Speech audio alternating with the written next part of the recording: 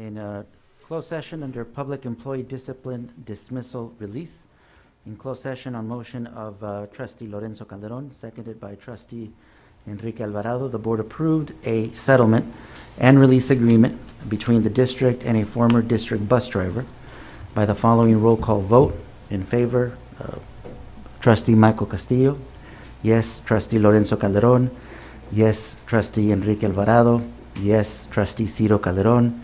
And yes, Trustee Richard Romero. Thank you. Comments from the public? None at this time. Thank you. Presentations, H1 Keenan and Associates. Is he available? So we have Greg Trapp, T-R-A-P-P, from Keenan and Associates. He's going to be presenting some important information related to workers' comp and how we have performed, how we have improved over time. Hey, can you hear us? Yeah, let me see, let's try it. Hey, Greg, can you hear us? Let me try. Yes, I can hear you. Oh, perfect. Perfect. Well, Greg, thank you. You are before the board here. We have President Romero, Trustee Calderon also, and Castillo. So we have 4 board members in here. We have executive cabinet ready to go. So go ahead and start. Can you project his presentation? Yeah, right away. Eduardo, are you going to put the presentation up? Yes, we're putting the presentation right now. Yeah, right. Gotcha, okay.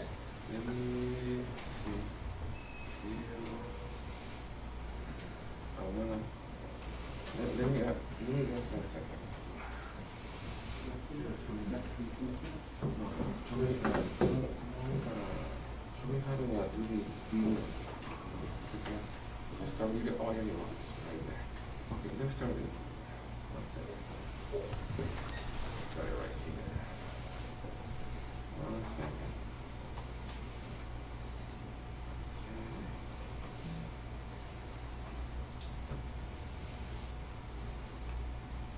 Okay, that's the presentation right there. Let's see.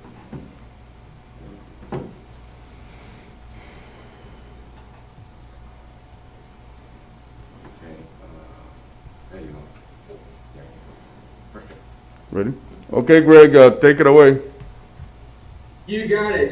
Thanks for having me. Good evening, members of the board, Mr. President, and Superintendent Gonzalez.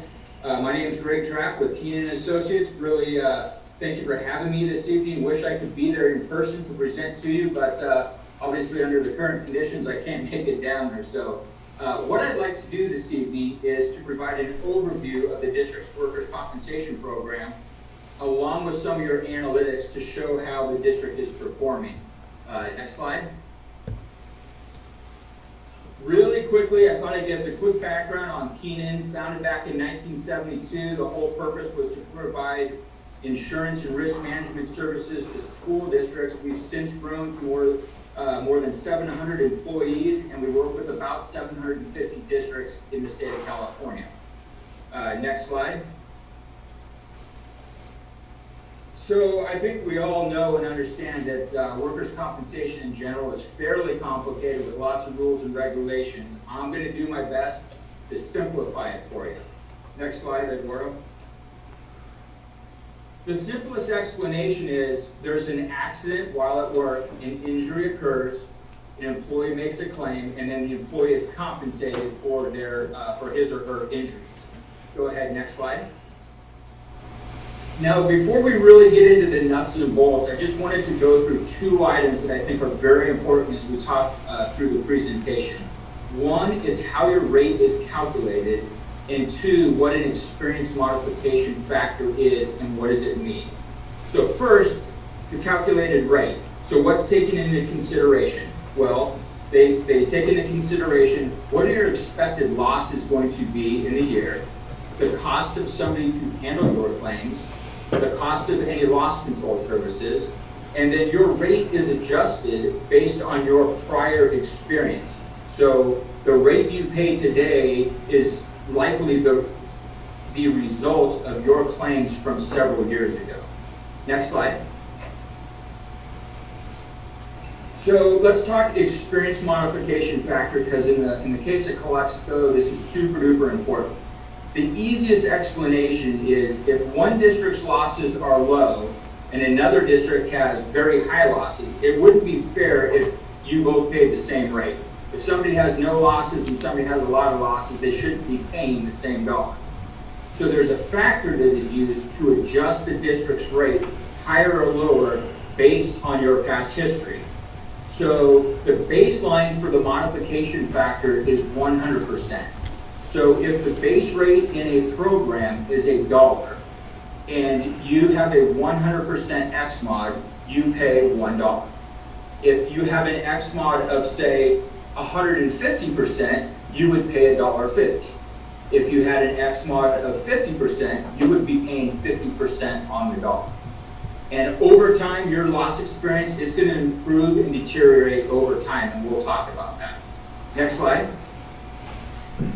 So really quickly here, Calexico Unified is a member of the Protected Insurance Program for Schools and Community Colleges Joint Powers Authority.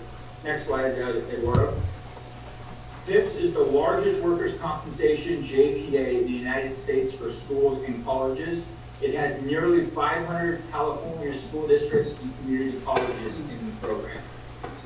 Next slide, Eduardo. The goal of PIPS when it was created back in 2003, obviously to be very cost competitive for all of our members, have long-term financial stability so the program doesn't get in trouble like the programs back in the 80s and the early 90s. And then if any left over at the end of the day, let's return money back to the members. Okay, next slide. As a district in PIPS, what you're doing is you are transferring your risk to reinsurers rather than retaining your risk as a self-insured entity. As a self-insured entity, you would assume all of the risk. Like I said, nearly 500 members. It's about $13 billion of payroll in the state. And as a member of PIPS, you get loss prevention services. You have a loss control consultant that comes down and does loss control services. And obviously, we handle the claims administration for any claims that occur. Next slide. So with that being said and that background, let's kind of get into Calexico Unified specifically. Eduardo, next slide. So what this chart is showing, this is the frequency and severity, meaning obviously the number of and the amount of the claims that are occurring to your top 5 occupations. So as you look along the bottom of the graph, you can see teachers, food service, custodial, clerical, and then your special ed aides. So to put this chart in context for you, between 2016 and 2020, so the last 5 years, your teachers have had a total of 130 claims for a little over $3 million of total losses. Food service workers, 72 claims for about 1.3 million, and so on down the road. Next slide. So what I wanted to do, besides just showing the occupations, let's take it down to each site. So these are your top 5 sites with the most claims over the last 5 years. On the left is the highest one, which is Calexico High School. Over the last 5 years, 97 Next slide. claims totaling almost $2.8 million. And then you can see Rockwood. Hold on, Greg. Yeah, there you go. Sorry. Go ahead. We got the wrong slide. Go ahead. Can you see Calexico High and Rockwood down there? Yeah. Yes. Perfect, okay. So I'll start over. So Calexico High School, the last 5 years, has the most claims of any of your sites. 97 claims for about $2.7-ish million, and then Rockwood and Stays are down the road, you can see. Okay, next slide. So one of the things that's impacting or has impacted the claims in the past at Calexico. Next slide. is Eduardo is doing the. Eduardo, can you go to the next slide? I'm so sorry, Greg. Yeah, no worries. Eduardo? Not, Eduardo, we should be on number of employees.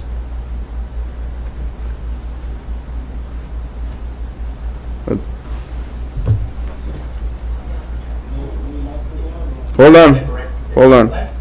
No, we need to, the slide that we should be on should show number of employees with multiple injuries.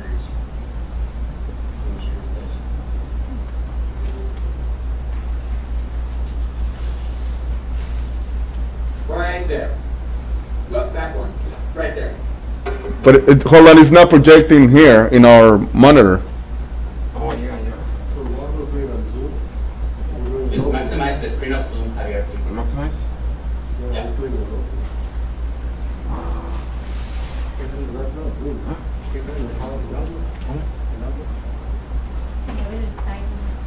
Hold on, Greg, sorry about that. Yeah, no worries. We're all still learning this, right? Es que si lo haces, es complaining. Sorry, board, we'll get it there.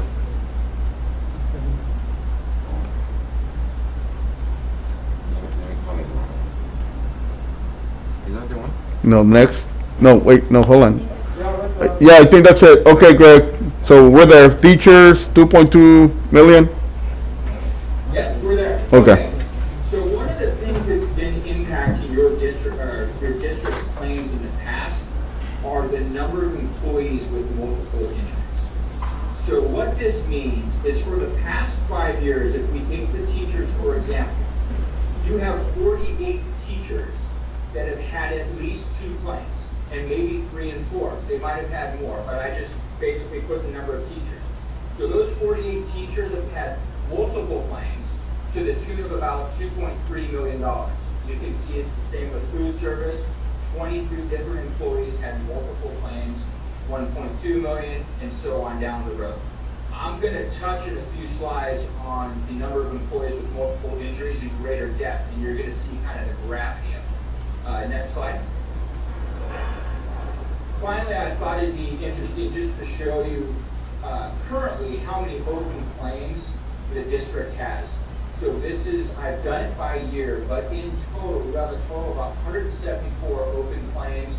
Obviously, the more current years have more open claims because they're newer, but as you get down in the older years, most of the claims have closed out. Okay, next slide. So let's look, if you recall earlier, we discussed that base rate and the experience modification factor and how it affects your rate. The average district in PIPS, their rate is $2.56. So if they have 100% X mod, that's the average, they have a rate of $2.56. Calexico's rate is $7.86 per $100 of payroll. Next slide. This is because your experience modification factor is well above 100. It's 306%. So the way you get to your rate is you take the base rate of 256, multiply it by 306, and you get that 786. Now what I need to stress here, it's not because of what's happened in the last 2-3 years. It's what's happened in the past. It takes a little bit of time for your X mod to adjust to your past losses. Next slide. Really what's affecting your rate is your high loss ratio. So in the 3 years that are used to calculate the X mod right now, the district has a 96% loss ratio, meaning for every dollar you put in the program as premium, the PIPS JPA has paid out 96 cents on the dollar. To put it in perspective, when you take in claims administration and all of that stuff, any number over 70% would be a loss to an insurance company. So those same 3 years, that's okay, I'll get you. Those same 3 years, you've had a total of 346 claims. Okay, next slide. So what I wanted to show you here, there's 2 things going on in this chart. These are the 3 years that are used to calculate your X mod. There's something really good and there's something that really affected your X mod negative. So if we take the 2017-2018 year as an example, the contributions or the premium that you paid for workers' compensation insurance was $3,651,000 and change. Yet your losses were 4.5 million. So your losses were about $1 million worse than you paid in. The beauty of PIPS is PIPS doesn't come back and say, Calexico, your losses were worse, you owe more money. You actually won that year. I'm going to show you in a couple more slides, but this is where you can first start seeing a change and a shift in your claims in the 18-19 year. So starting about 2 years ago, your claims started getting better. And it's because of some changes that were made, and I'll touch on those in a couple slides. Okay, next slide. So yeah, right here. So I told you I'd touch on employees with multiple claims. What this chart is showing, this is over the past 10 years. You have 109 employees with 2 claims. You have 48 employees that have 3 claims, and so on down the road. So you have one employee with 13 claims over the last 10 years, and you have another employee with 14. Now, I stopped it at 10 years, but just so you know, if I were to have gone out 15 years, you have an employee with 19 claims and an employee with 18 claims. So these multiple claims are causing your costs to increase. Can you push the button one time, Edward? There you go. So over the past 10 years, the district has a total incurred, meaning how much of your claims cost, of $21 million roughly. Eduardo, can you push it one more time?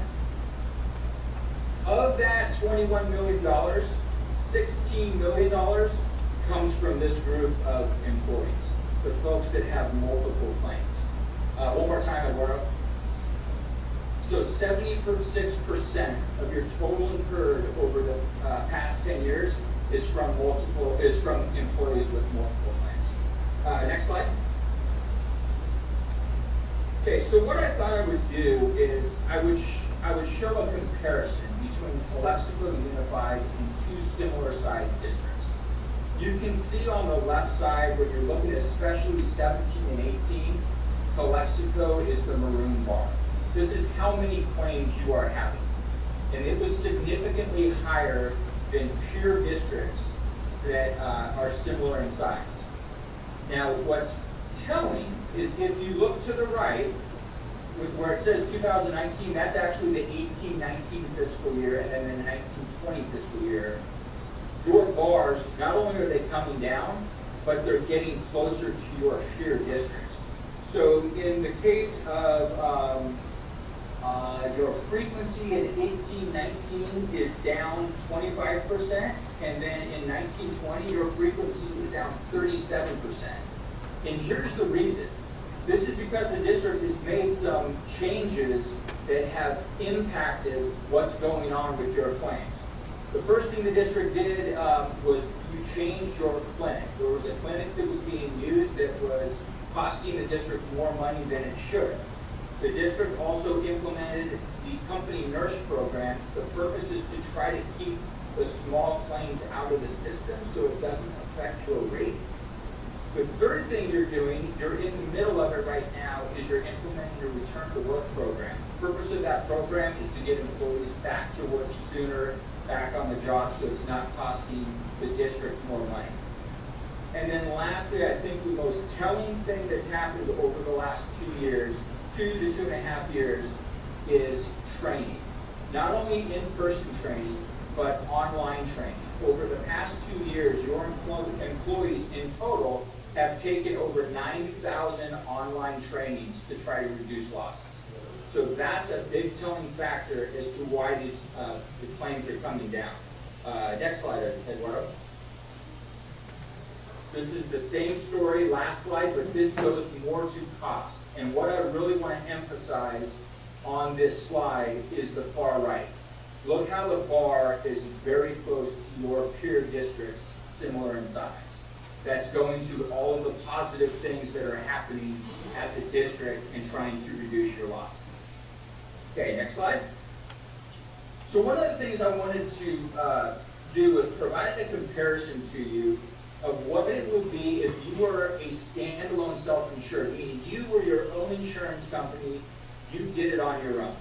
And I'm going to use the 17-18 fiscal year as an example. So in that year, right now, you have roughly $4.5 million in claims.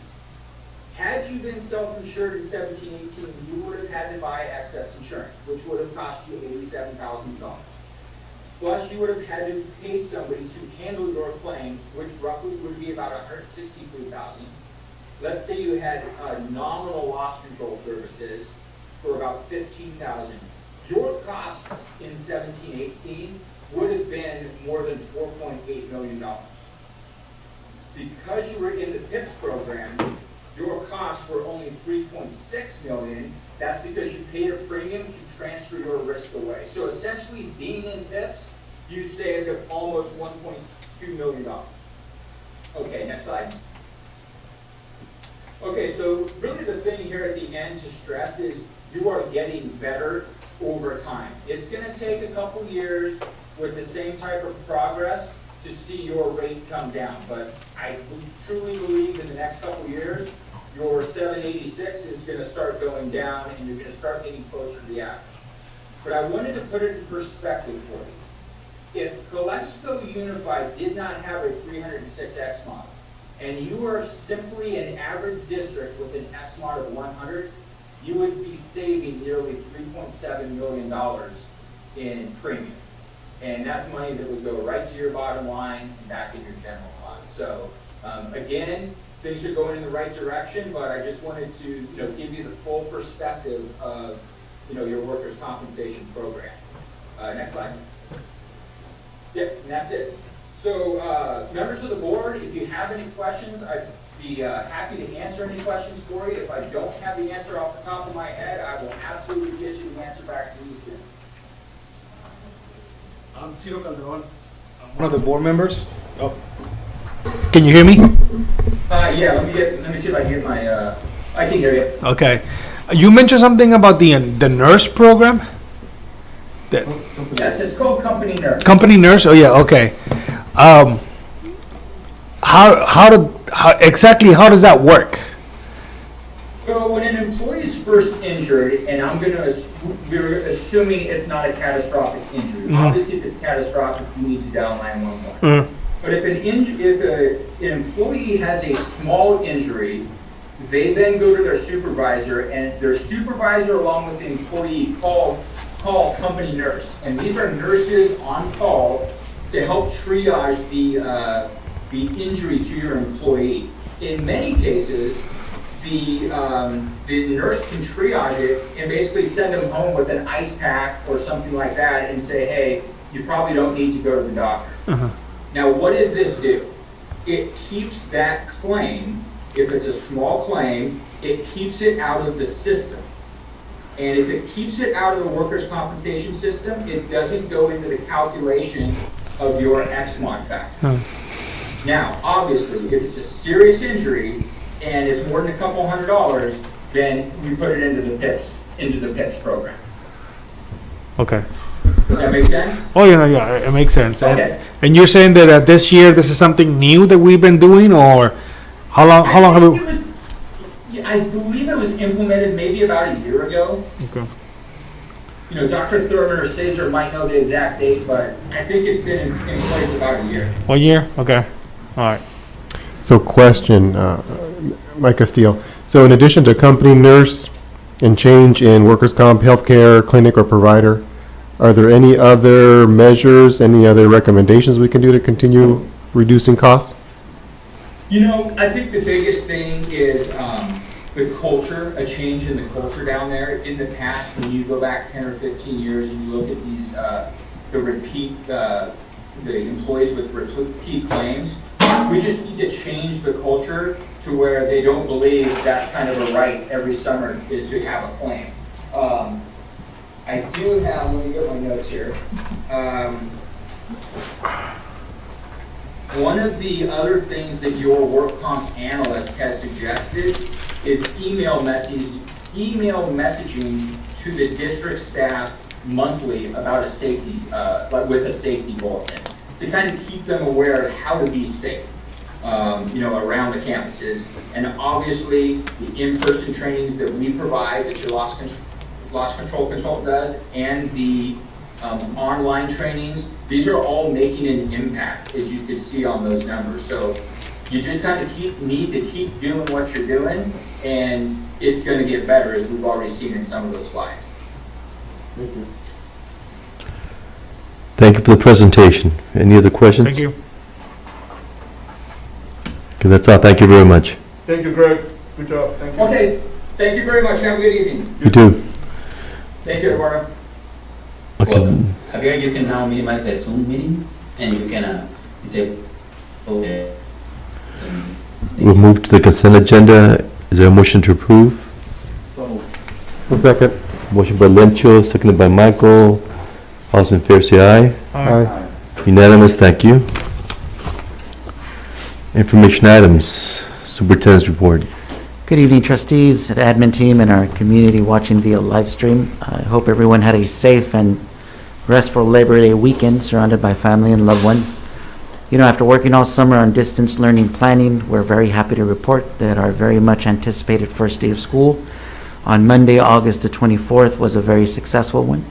We're now on our third week of school, and we continue to successfully navigate and implement our distance learning plan. We're very proud of the service our wonderful staff continues to provide to our students, parents, and community. There have been numerous training sessions that have been provided to our staff, students, and parents as we return to distance learning for the 2020-2021 school year. We thank our community, our parents, and our staff for their patience as we continue to provide a quality education to our students during this unprecedented time, which continue to bring a lot of uncertainties and continuous changes at the federal, state, and local level as well. You know, as of today, our enrollment is at 8,708 students, which is a slight decrease in our student enrollment from last year, in which we ended with an enrollment of 8,941 students. We're still enrolling students, and we look forward to increasing that number. We have classes that are reporting 100% attendance, which is excellent. And we want to congratulate our students and our teachers for their incredible commitment to learning. Our draft learning continuity and attendance plan is complete. We want to thank our Ed Services team under the leadership of Mrs. Elisa Ramirez for doing an incredible job of completing this monumental task. We have put the draft learning continuity and attendance plan out to the community for input via our constant contact newsletter, website, Facebook, Twitter, and other social media outlets. We have the hearing tonight for further public input, and we will be bringing the learning continuity and attendance plan back for board approval to our special board meeting scheduled for Thursday, September 24th at 5 p.m. Another note, our food services staff continues to do an excellent job in providing breakfast, lunch, and supper meals to our students. We are distributing meals Monday through Friday, 7 to 9 a.m. at 10 of our school sites. The first week of school, we distributed 38,127 meals, and for the second week of school, we distributed 47,233 meals, an increase of 9,106 meals from the first week of school to the second. And we do expect to increase our number for the third week of school as well. Just as a recap, we are currently in stage 1 of the new reopening plan put out by the California Department of Public Health. There are 4 tiers to the new plan with 4 colors assigned to each tier. We are in stage purple, which represents tier 1. In order to move out of stage 1 and into stage 2, we need to meet the same metrics that were in place before. Those have not changed. In order to be allowed to reopen schools, we need to move into the red stage and stay there for a period of 2 weeks without going back to stage 1. As per Dr. Monday, the local public health officer for the Imperial County, we still do not know when that will happen. Data is being closely monitored, and they are hoping that there is no spike due to the Labor Day weekend that just passed.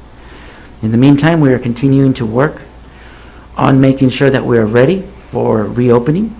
The plan has been shared with the board, and also looking at transitioning into a hybrid model when we are able to do so. We have our PPE equipment in place, such as our thermal scan machines at all of our sites, plexiglass installed at our sites, storage containers moving in to make sure that we have a place to store our furniture. when we move into a 25% model. I have personally visited all the sites, and the plexiglass that has been installed looks great, very secure and very professionally installed. Lastly, on Friday, tomorrow, September 11, 2020, marks the 19th anniversary of the 9/11 terrorist attacks on the World Trade Center in New York City, the Pentagon and United Airlines Flight 93, which crashed in suburban Pennsylvania. Friday, September 11th is remembered as Patriots' Day and serves as a remembrance of the lives lost on the September morning. Our flags will be lowered to half-staff for the entire day in honor of Patriots' Day. Some upcoming activities. Our next special board meeting will be on Thursday, September 24th, for the board to approve the learning continuity and attendance plan. And then our next regularly scheduled board meeting will be on Thursday, October the 8th. Thank you. Thank you. Ms. V update?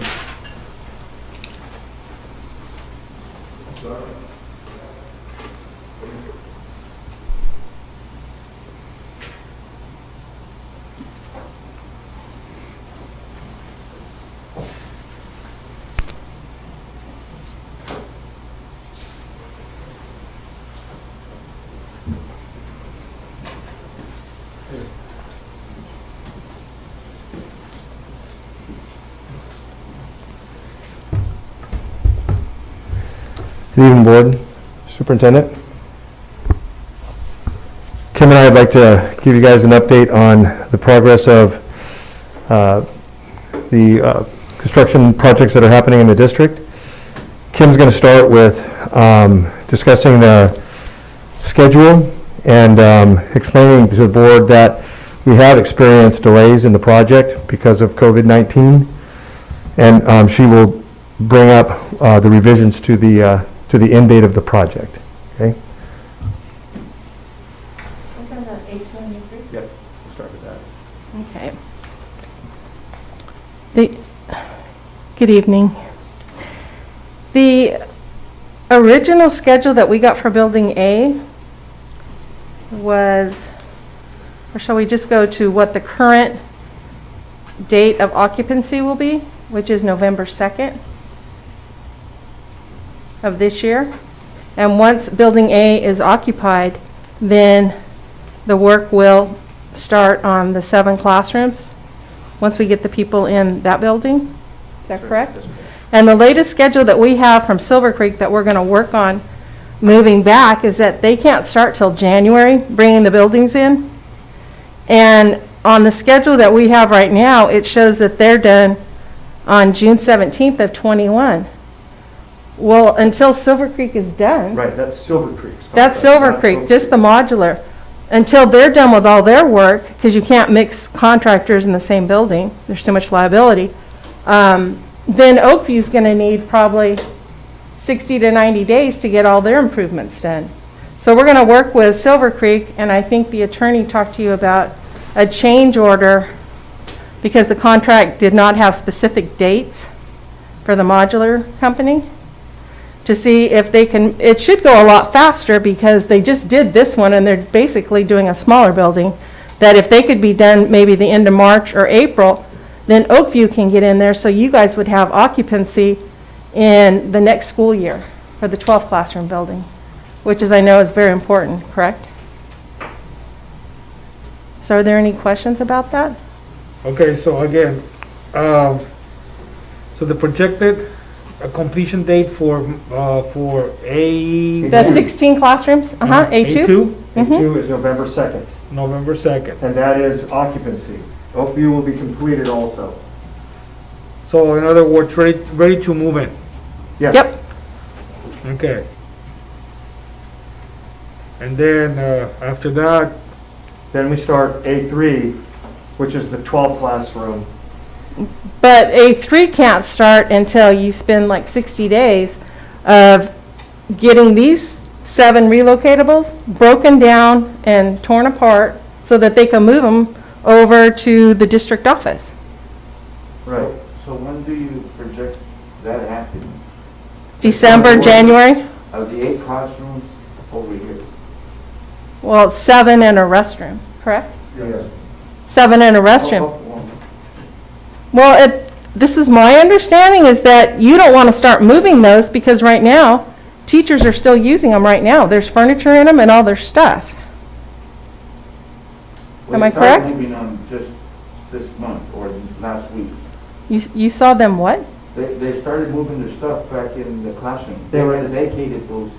No, it was never vacated. Yes, it was. Not to our understanding. We were told that everything was still in those classrooms. And the furniture. I didn't physically go check to see if their stuff was out, but I was told by a good source that teachers were told to move everything out at the end of the year. I But can verify that. where would they go?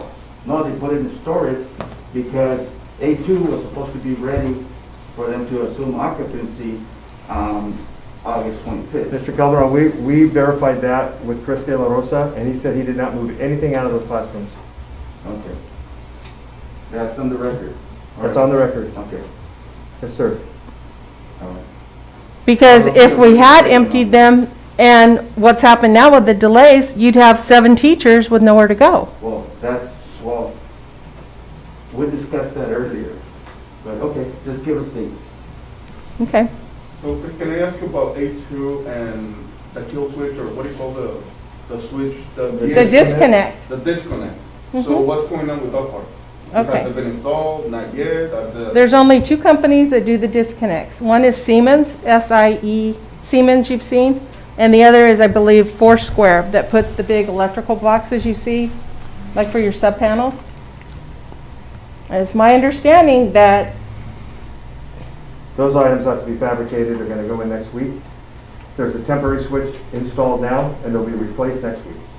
Okay. and the temporary is so for the tour yesterday, we could have lights, and they had a couple of units running, just so it wasn't as hot in there as it has been. Why, was there an option to go with a different vendor or a different part instead of that specific part?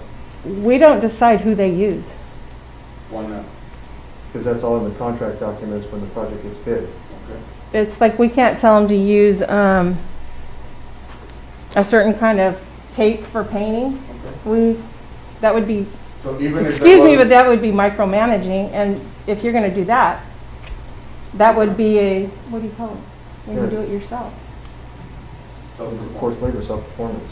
So even if there was an alternative option for that, because we're under contract with Silver Creek and they're under contract with their subcontractor, we couldn't just add whatever kill switch. No.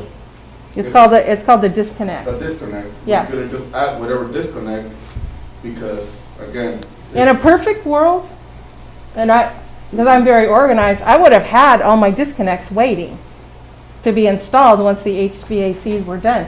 I don't know if it had to do because it's a chiller and it's a specialty. I don't know.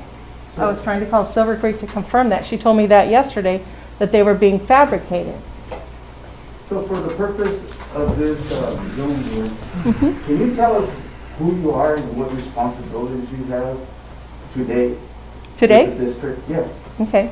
Yeah, so our company is School Site Solutions. We are the project managers for several projects within the school district. We are working with the district to project manage the 16 and 12 classroom addition. We also were working to do the parking lot at Circle Drive. We also are doing project management for the bathrooms here at the district office, the 7 classroom district office addition, and also the Culinary Arts Academy. And Godfrey Gym, the fitness center.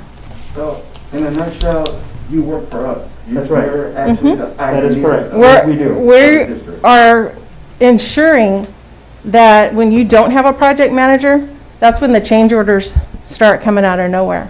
Your culinary arts had 1 change order, and that change order was generated at the district's request. That's very unusual on a project. And I thank you for that, but your responsibility is to keep us afloat of what's going on with these projects, correct? Correct. Because you work for us. We hired you That's for correct. that reason. Correct, but you did hire us after these contracts were let out. And I understand that, and you know what? I take blame for it. And I'm sure that all the rest of the board members do too. From this day on, though, you are responsible for keeping us informed of what's going on, especially with these due dates. the change orders and so forth, to ensure that these contractors are doing what they're supposed to, when they're supposed to.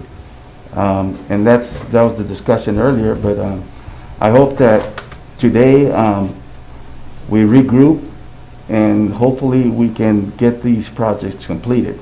We can't back down now because we already paid Silver Creek for these modulars. And the last thing we want is us to not complete this project. So with that said, I believe that hopefully that we can work together and make this happen.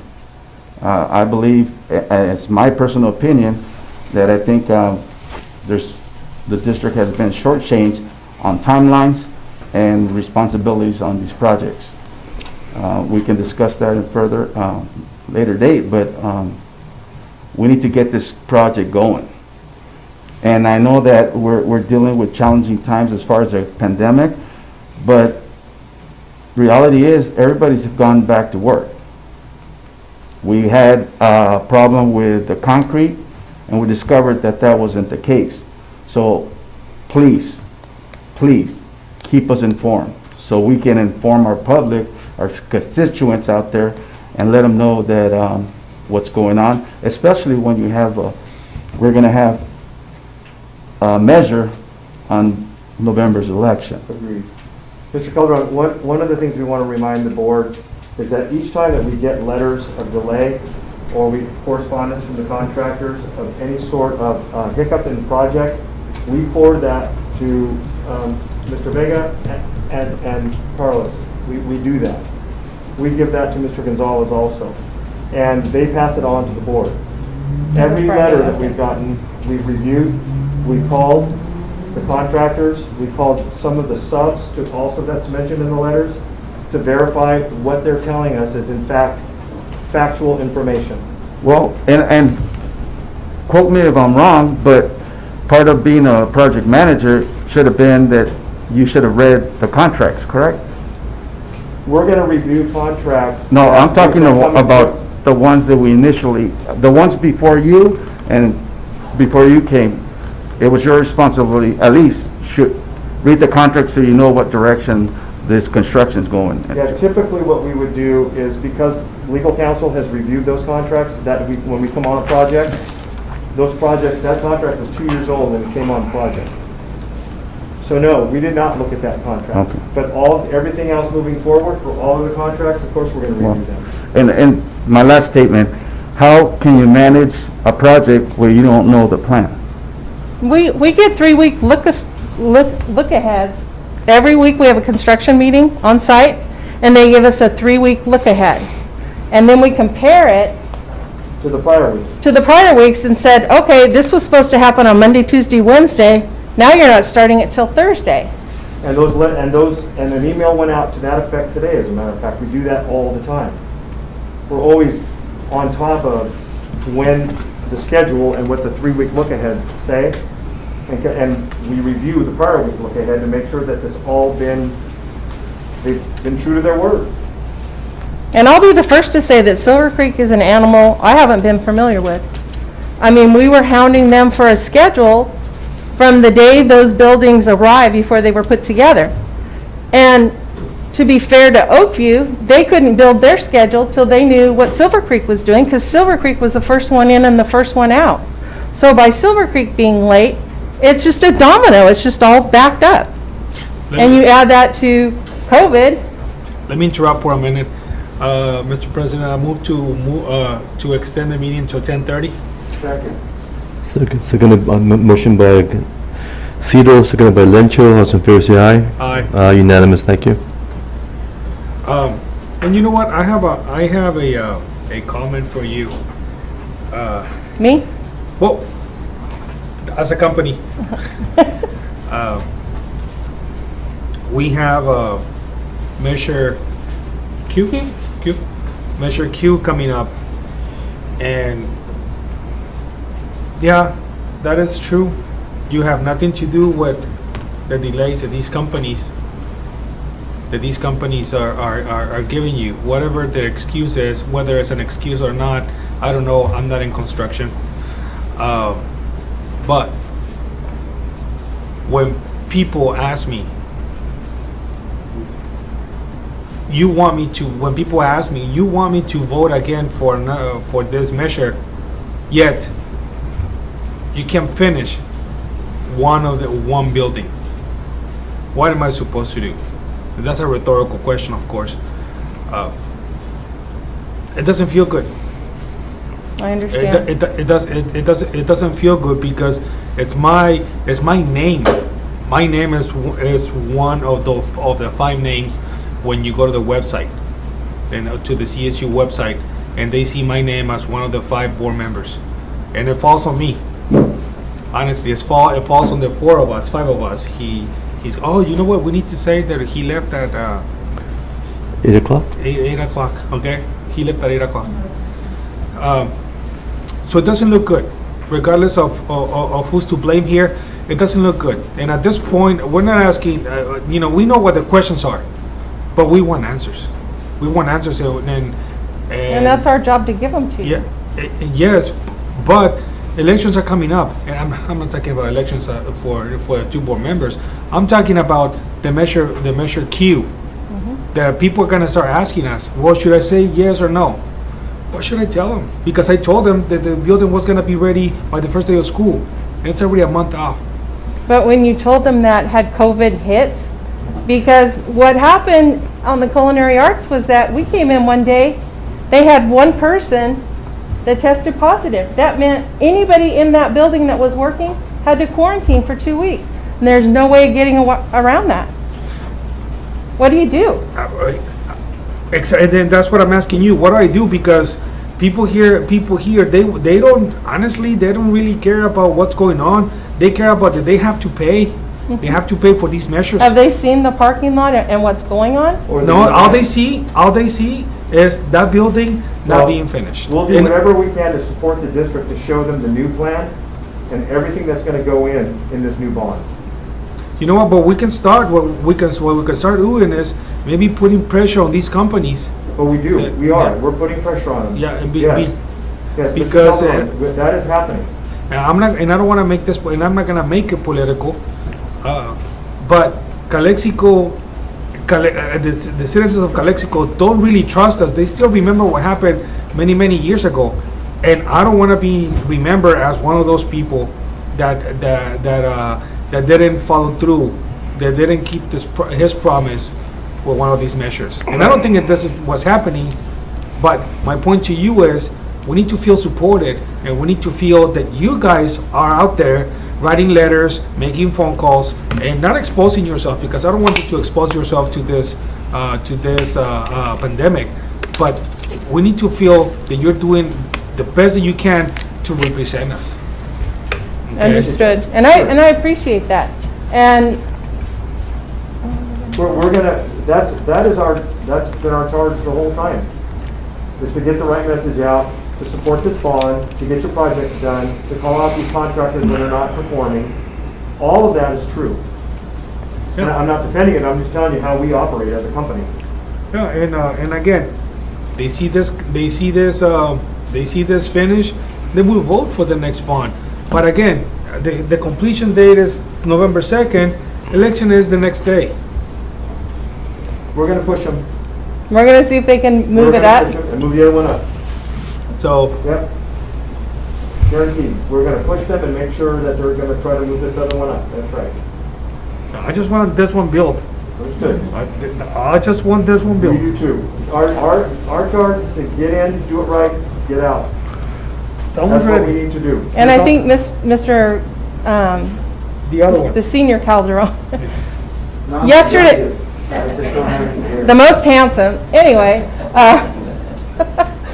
yesterday on our tour, I knew several of the people on the tour. They were flabbergasted at how beautiful this district is. Did you hear that? Of course, they are. They said, we had no idea that Calexico High School looked like this. Once again, it is not finished when I go into the dance. It's gonna get finished, and we're gonna make sure it's done right. Well, I hope so. You know, our job is to make sure you don't get in trouble by us. If they have a contract that says it's going to be done by this date, which is 441 days for What we Oakview, need is change orders in writing, so if these companies don't complete these buildings on their given time, then they need to start paying them. Right, I think Mr. Santana addressed that today, and that's gonna happen. We're gonna bring those forward, and those will be change orders to the project as far as time. Okay. I was born here, raised here, and I'm still here. And I'm gonna probably die here. And like Mr. Cito was saying, I don't wanna be, years later, be or known as the one that didn't get it through. I That's think why I'm upset, because I live here, I pay taxes like everyone else. And I want this project to be completed when they told us they were gonna complete it. Understood. We do too. And these, these COVID, you know what, I understand that we have to stop, our construction, and everything, but come on. Excuse after excuse after excuse. And that's where you guys come in, because you're our eyes and ears. Are you aware of the law that states that you have to use union shops for your union shops for your labor? You can't just go hire whoever you want. Well, no, I'm not telling you to hire any people. But we can't tell the contractor. Or I would say 3/4 of the people that you have working here are not even from Cali. Because they can't get enough journeymen locally. Well, I'm telling you, if you want to go there, because when we bought this construction, they were supposed to hire a certain percentage of locals to be able to work in there. But we don't want to go there. Just finish the project. Okay. All right. Okay, let's move on. Yeah. Are we through? Just a question about B1. I should be clarification, Richard, if I may. It's Measure project. Is B1 Culinary Arts Building finished? Is there anything pending that still needs to be fixed by the contractor? What's going on with that project? The only thing you need in there is a food permit from the county. Can students go in there right now and operate that equipment? No. No, because it's a food, it has to have a food permit, like a restaurant. Okay, so mechanically speaking, can students or can Chef Nunez right now He is operate the equipment? He is operating it. Have you received any complaints, anything related to the equipment not being Nothing. functional? Absolutely not. Okay, well, since you're asking, well then, have you called Gaylord, which is the hoods, to come in, regulate them? You're like talking they're about the supposed to? Ansel system, the fire suppression Yeah, system? the That's what- Gaylord, the It's one that completed. showed There us. are adjustments. Once the health department gives that, then the contractor, They're supposed to be already ready to go when the health department. They are. they are comes ready and to go. checks. They will pass for Well, that. according to the chef, because I went and, I'll tell you when I visited him, 8/25/2020. I went to give him a visit. The air conditioner needed to be adjusted because they will turn off every 2 hours. And then the hoods, he said that the hoods were so strong that they would actually pick up the food if they tried to cook. on Those the- are equipment Well, adjustments. that's why I'm asking, because here I signed something saying that these buildings were ready to go and to have kids go in there, and yet they're not because they're not ready. Mr. Calderon, we talked to the contractors tonight, we talked to Chef tonight, and they confirmed that the Ansel system is operational, it's set, Wow. the county has to come in and do the inspection. All right, well, I have it here in writing, because I went to talk to him, and I'm not gonna get into a debate here. I Yeah, just, but ask him. again, if it needs to be adjusted or calibrated or whatever, Right. please call Gaylord, because I know the company that sold us those hoods to come and do their adjustments. Okay. Okay, once the health department comes, then Chris and his maintenance crew are going to come in on trainings. The contractor will bring in Gaylord, is it Gaylord? Yeah, it's Gaylord. Yeah, they will all come in to do all the training.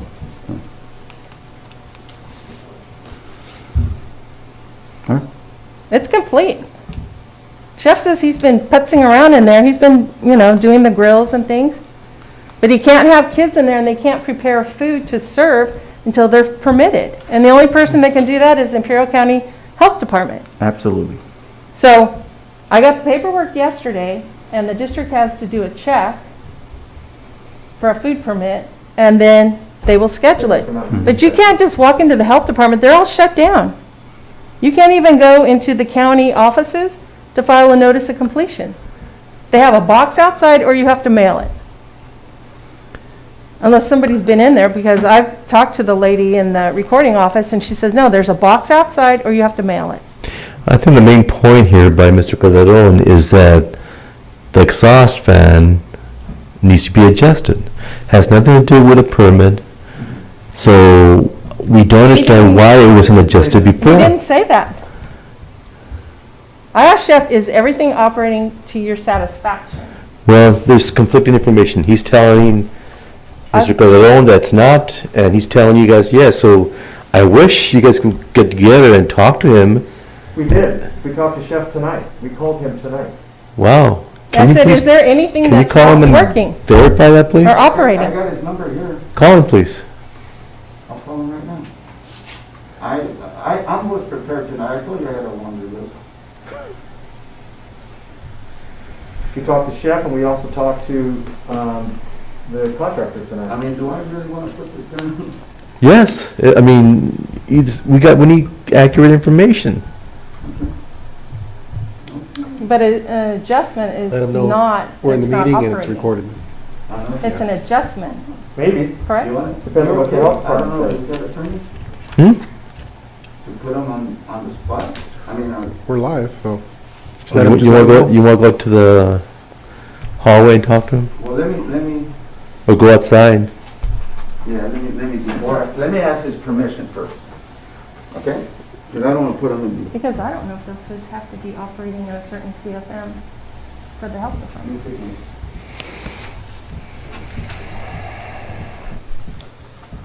What time is it? Oh, it's 9.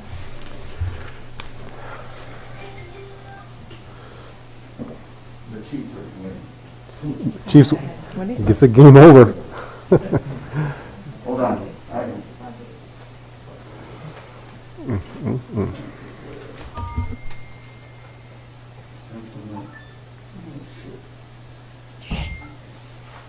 In the meantime, John, can you confirm again, A2, when that's gonna be completed, November 2? Is that what? November 2nd, but we're going to see about getting it moved up. Okay, A3 now, what is the new deadline? So it all depends on That's A2. June of 2021, But it all depends June. June. how fast But they that's not finish. complete. It depends on how fast they finish A2, right? That's correct. So if they finish earlier, It gets moved up. Yeah. So right now, they're saying some word for Silver Creek sometime in June. June. For end of A3. June 21. But when they get done, then Silver Creek has to come in and do their stuff. Okay, that's not fair. I don't understand Spanish.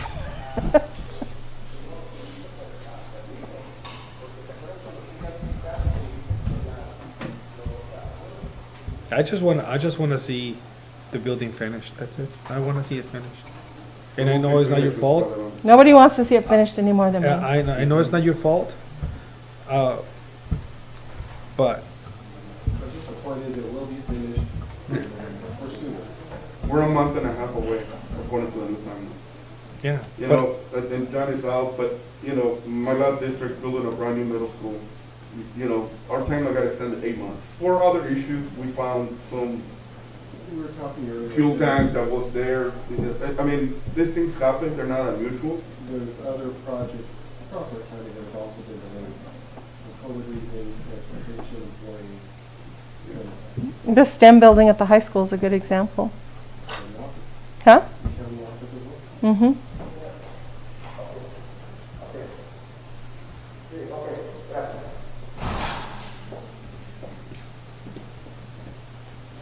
Okay. What's the scoop?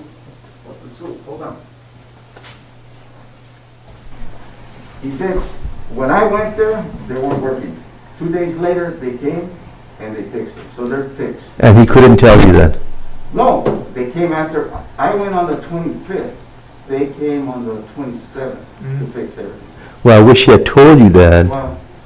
All right, so I apologize. This date, he says that now that everything's working because I guess 2 days later, they went and fixed it. So my Don't make me apologies. cry. Let's answer it. Publicly, I want to apologize, okay? But let's get this thing going. Yeah, yes. We Okay. made it very clearly. Yes. Anything else? Let's move on. Anything else? Withdrew? I'm sorry, Richard, I'm so sorry, the 7 modular building, do we have a timeline, completion timeline for that? It depends on when the A2 gets done, and I have another, I have time after. Thank you. they'll be available to move in late December. But we've started the work out there for the foundations now, in preparation for those buildings to be moved. So on that front, when might the foundation or the groundwork be done? They have about, Mike, I'll get you that number, I'll get you that date, okay? But they're gonna Yeah. sit there until December or January, When until, will this be ready? to occupy? Before December, yeah. Absolutely. Or to move the modular building. You bet, yes, they will be. We're compacting right now, as a matter of fact, and the pads are there. Because otherwise it'll cause a domino effect. The pads- We'll have 7 teachers without a classroom. The pa- Well, that's why they're not moving them till they can move into the new building. Correct. Thank you. Well, give us something in writing, the change orders. I will Oh, go yeah. on that myself, Mr. Calderon. I got Stan, heard it loud and clear. I'll take care of the change order. I'll bring it to you by the next board meeting. Is that Would you like us to do a presentation on all these projects and the dates at the next meeting? Just the Huh? timeline. And sometimes when you can see it, it helps. Just give, Okay, thank you for your time. Thank you. Yeah, we're- Did they want to update on Godfrey Gym? That's on time. When is that supposed Let's to be do that, completed? because we have some agenda items related to that. Okay. Well, let me ask you, when is it actually going to be completed? I'm sorry. When is Godfrey Gym going to be completed? Not till December, because once George Mitchell gets done, the contractor, you have like the equipment, all that equipment was a different contract. The rubberized, well, the flooring is coming, but all that equipment has to be set all the up. weights, all of the exercise equipment, Yeah. all of that, that was a very long I know time. that. What It was a 12-week lead. So we're thinking December, project that? December? yes. Can we get something in writing from the Yeah, I can equipment Include guy? that in the summary for us. Yeah. Yeah, I'll get you all these dates, I'll get it all written up for you. Thank you. Thanks. okay, thank you. Thank you. Thank you guys And very thank you much. again, Ms. Devlin. No, you're fine. J3 RP Committee. Oh, yeah, me. Well, again, good evening, everyone.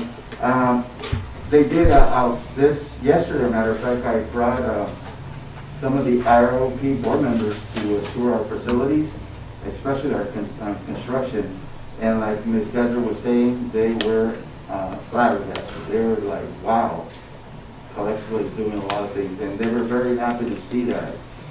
We had representing Brawley was Ms. Sassy, El Centro, Mr. Jimenez, and ICOE, Ms. Armenta. And they were very happy to see what we're doing here, and they actually commended us for our board. They got to see our gym, the new gym, the Godfrey gym, our pool, and the new construction, the 6 classroom building, and also the parking lot. And again, they were very happy here. And we were discussing earlier about training our parents in Zoom.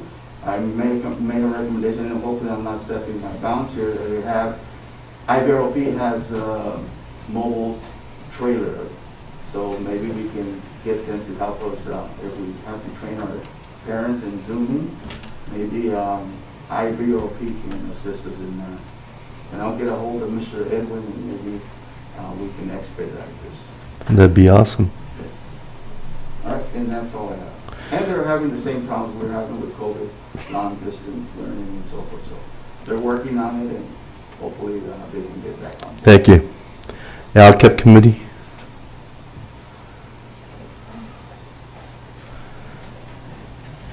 You got 1 minute.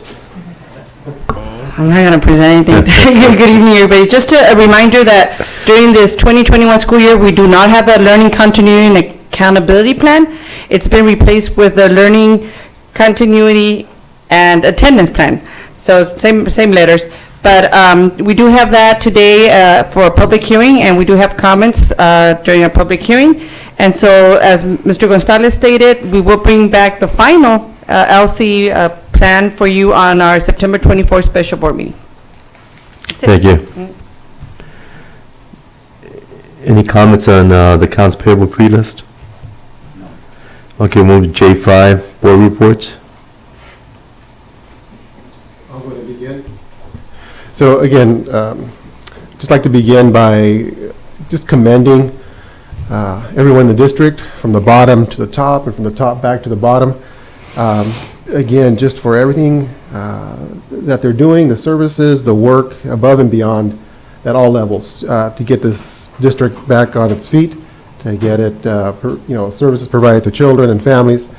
I had a chance to visit some sites this week as well, some of the elementary sites, to take a look at some of the PPE, the shielding barriers that are being installed, talk to, some of the staff as well.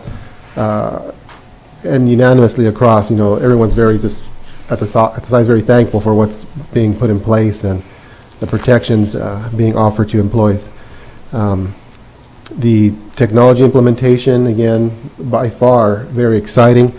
Seeing our techs working, all day long, getting these, the devices ready for students' use, and hearing from parents that they're actually picking them up now, and their children are using it. That is what we wanted. That is what we approved, and that, of course, is going to help our students in the long run. The infrastructure that's being put in place to allow for distance learning is amazing. Again, just so many positive things I hear from those others outside this county, just like Mr. Calderon Jr. mentioned. Other board members from other districts are hearing about Calexico. I hear it as well when I'm out around the county. This district is doing great things. I want to just as well commend everyone who worked on the continuity and attendance plan that Ms. Ramirez mentioned that we'll talk about later. I read through this document, this draft document, very well done. Again, just thank you to all those that worked on it, all the teams that have been in place over the last several weeks, the committees. I think Ms. Ramirez and the team as well has been keeping the board informed and updated about a lot of this, almost everything that's been put in place here. The communications that we receive from our superintendent, the presentations we receive, everything is here. So it is of no surprise to me to hear the content in here. And as we'll hear more and will be included, very well done. And to hear that all this was translated in Spanish, it's a big feat. I understand that. So again, just a big thank you to everyone, again, for all the work that's being done. Thank you. Thank you. Mr. Calderon? Again, good evening to everyone. And you know what, I forgot to mention that Ms. Grijalva and Mr. Pimentel from Heffernan Board also joined us yesterday. They were also here, and Mr. Pimentel, in fact, took a lot of pictures of the project and so forth. Again, I'd like to welcome everyone to the 2020-21 school year. Thank you to ACT, CSCA, and all the administrators and their assistants for their dedication and commitment. And since today is the first day of NFL, I'd like to mention that we are the biggest district with the nicest stadium, and we still don't have a varsity coach. So hopefully we can get a coach soon so we can be ready when we have to compete with the other schools. Thank you, and again, stay tuned. Thank you. Thank you. Cito? Good evening, everybody. Welcome to our meeting, and congratulations to everybody involved, from personnel at the school sites, personnel here at the district office, and everybody in between. I have heard, but everything on the school sites is happening in a positive way. Zoom is working, the one-on-one devices are working. So congratulations, everybody, on a job well done, opening the schools while this pandemic is hitting us, the Imperial County, and Calexico really hard. Other than that, I just want to say thank you, keep up the good work, and we're here to help, we're here to serve, and whatever is it that we need, that they need to get it done, that's what we're here, and hopefully we will not fail you to help you get the job done. Thank you. Thank you. I just want to thank all the staff of the school district for the wonderful work they're doing We're navigating through unknown, uncharted waters, and so far, you guys are doing a wonderful job. Thank you. Okay, K1. Public announcement: the Calexico Unified School District intends to reappoint Nancy Castillo to Calexico Unified School District Personnel Commission. Mr. Gonzalez.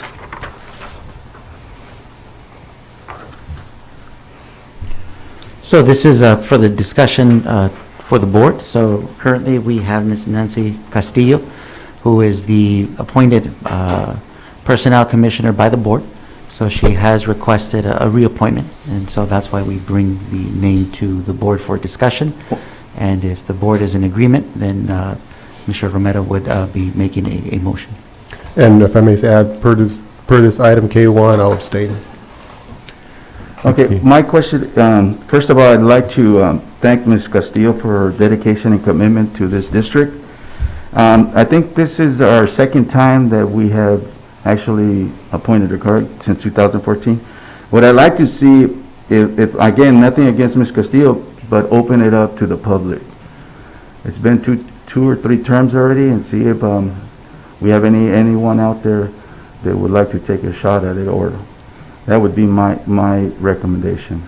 Okay, I don't concur with that. I think if you have the experience, you don't, for the Personnel Commission, it's a very important commission. And she served on there for, I think, at least 2 terms. And she's done a fantastic job. It doesn't make sense to, when you have someone that's that good, to try and advertise to see who else is interested that has no experience. It just doesn't make sense. Well, we don't know that until we actually, if we were out No, there. you know that because the fact that no one else has that commission, that experience that she has, serving on the Personnel Commission, and she knows the regulations. So we do know that. But that's my opinion. And bottom line with me, it would be just transparency. If no one steps up, then I have no problem with her. But you're delaying the process. I'm not. I think it's something that we've been transparent. I think that we should be transparent. That's your opinion. Did we, Yes. last time that we did this, didn't we ask Carlos if you could open it up? So my understanding, the last time, I wasn't the superintendent at the time, but The last time we did not ask to open it up, we just made the recommendation. correct, it was brought up, and she was reappointed, Ms. And I believe I made the motion to reappoint her. So what is your desire? We got Mr. Lenchico that wants to open it up. What do you, and I feel we shouldn't open it up because she's extremely qualified. She served us well on the Personnel Commission, and makes no sense, it just doesn't make any sense, but, so what's your desire, Mr. Calderon? Ciro Calderon. When we talk about transparency,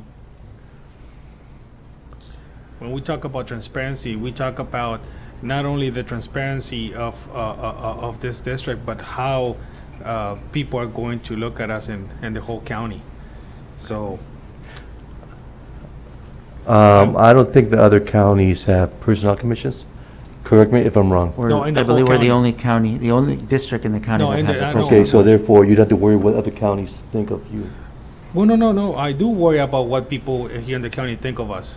I clearly remember when somebody said it in the podium that only in Calexico do we do this, and only in Calexico do we do that, and we were talking about items like this. So I will have to say that I would like to see if anybody else is interested and see what they have to offer, and it will be up to the district to decide which candidates you want to bring forward. That's my take on that.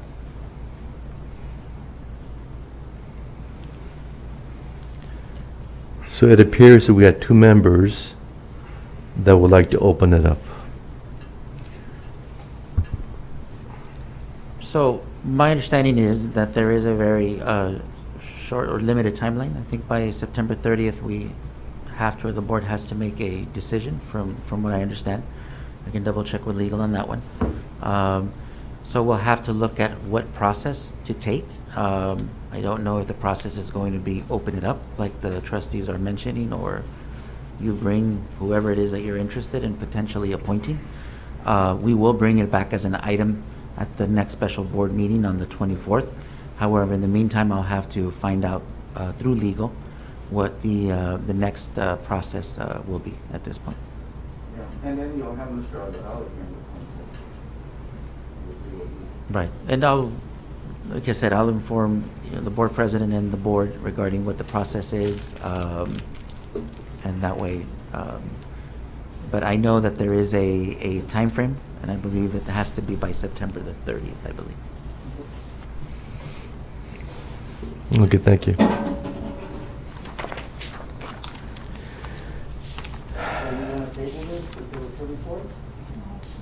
There's no action. Sure, can we table it?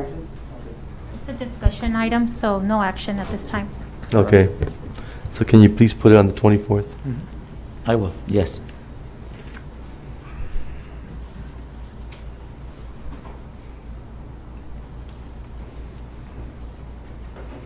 Okay, L, public hearing, learning continuity and attendance plan.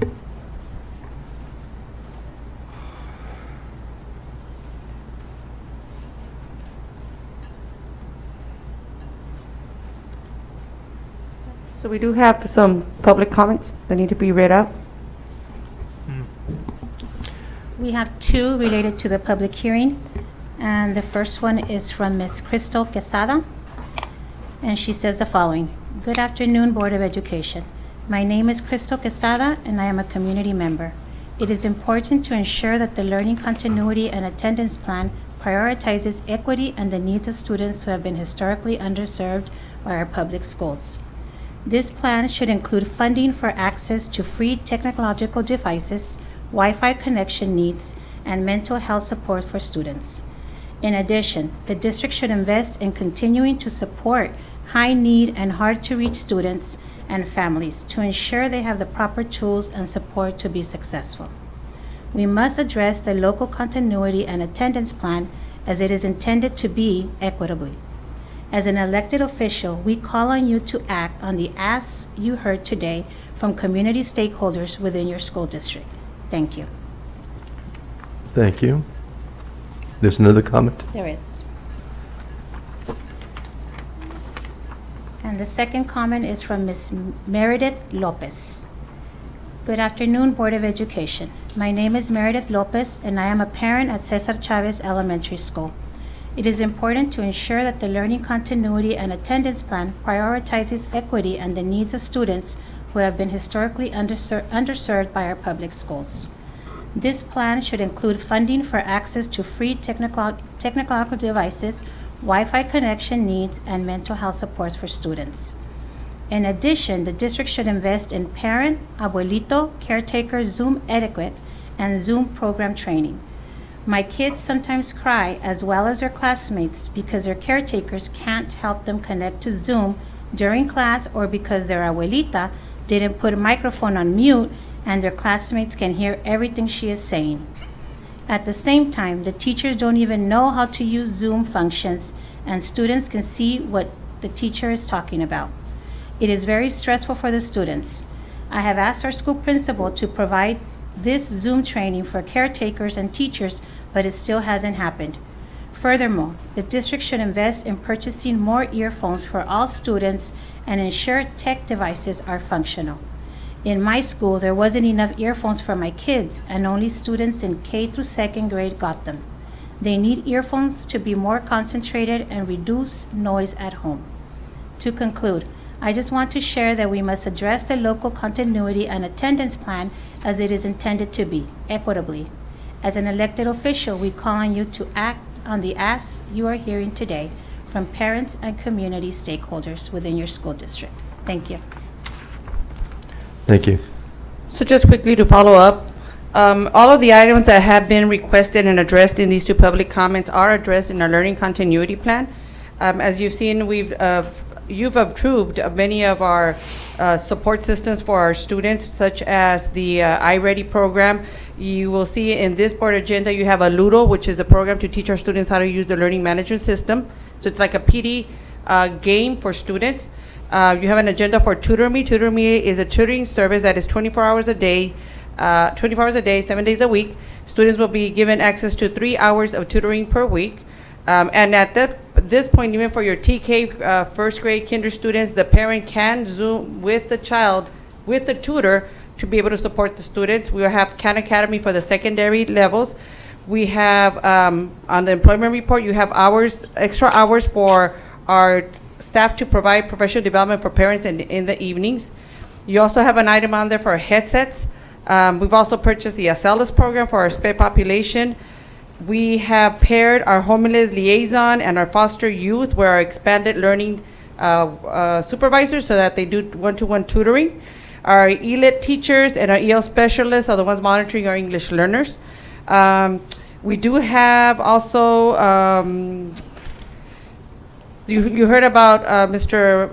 Gonzalez mentioning that we're investing a lot in our Borderlink project and in technology so that every child has access to a device and has access and capability through the Borderlink project.